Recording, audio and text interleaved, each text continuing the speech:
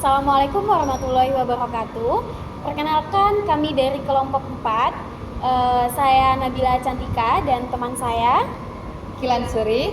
Saya Jessica Aisyah Purnomo. Saya Lia Octaviana. Saya Karina Dwi Rahayu.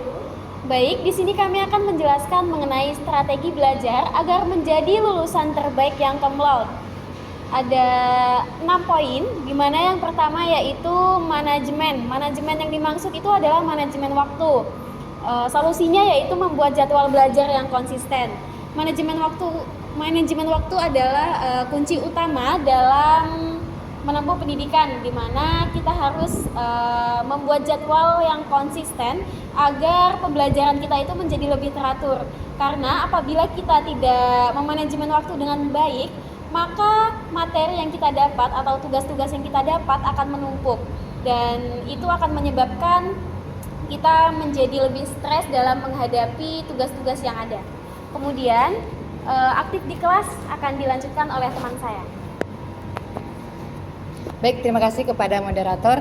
Jadi poin kedua yaitu aktif di kelas. Nah, jangan teman-teman cuma hadir dalam secara fisik, tapi hadir juga dalam secara mental.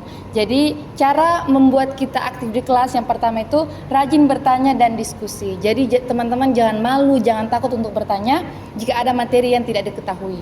Kemudian diskusi, bukalah forum diskusi untuk menyampaikan pendapat dan mendengarkan pendapat. Jadi kita tidak mendengar dari pendapat kita sendiri, tapi kita mendengar dari pendapat-pendapat lain. Cukup dari saya kembalikan kepada moderator. Baik, untuk poin ketiga akan dijelaskan oleh Jessica Alexia Putri. Selanjutnya di sini ada pahami materi latihan soal. Di sini kita sebagai mahasiswa, kita tidak hanya tahu tentang materi yang ada di kelas, tapi kita harus tahu topik yang akan dibahas di kelas. Jadi kita tidak hanya menghafal apa yang ada di materi itu, tapi kita juga harus memahami topik yang akan kita bahas.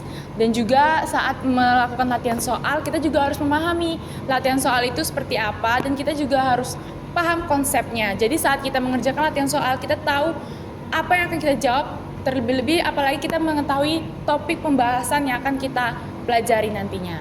Mungkin itu yang saya sampaikan, terima kasih. Baik, untuk penjelasan berikutnya yaitu mengelola stres akan dijelaskan oleh Lia Octaviana. Terima kasih kepada moderator. Untuk poin selanjutnya yaitu kelola stres. Stres adalah hal yang tidak dapat dikendalikan saat perkuliahan, yang mana stres itu dapat mengakibatkan gangguan dalam konsentrasi belajar, kemudian memori dan motivasi belajar. Untuk contoh dari kelola stres tersendiri yaitu ada tidur yang cukup. Bagaimana cara tidur yang cukup? Yaitu pertama, mengatur jadwal tidur yang teratur. Kemudian yang kedua, hindari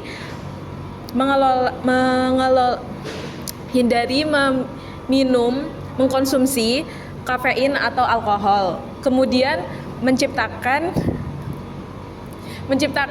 tempat tidur yang nyaman dan aman dan tenang. Kemudian yang paling penting adalah hindari dalam penggunaan layar seperti bermain HP. Untuk poin selanjutnya saya dilanjutkan oleh teman saya Karina.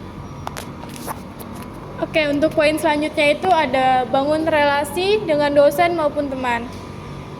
Nah, cara bangun relasi dengan dosen itu yang pertama kita harus aktif bertanya. Ketika di kelas kita harus aktif bertanya kepada dosen. Apabila ada materi yang tidak kita paham, kita harus menanyakan hal tersebut kepada dosen. Kemudian lakukan bimbingan dengan dosen juga. Terus yang selanjutnya ada bangun relasi dengan teman. Cara membangun relasi dengan teman itu kita bisa membuka forum diskusi atau forum belajar kelompok bersama.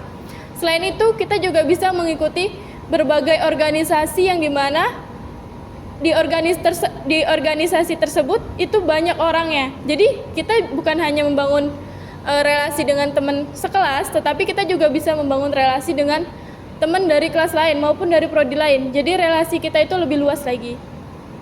Poin selanjutnya itu ada konsisten dan disiplin. Nah, untuk jangan hanya semangat di awal doang. Jadi kita harus konsisten nih dari awal pembelajaran sampai akhir kita tuh harus dengerin materi itu secara betul-betul.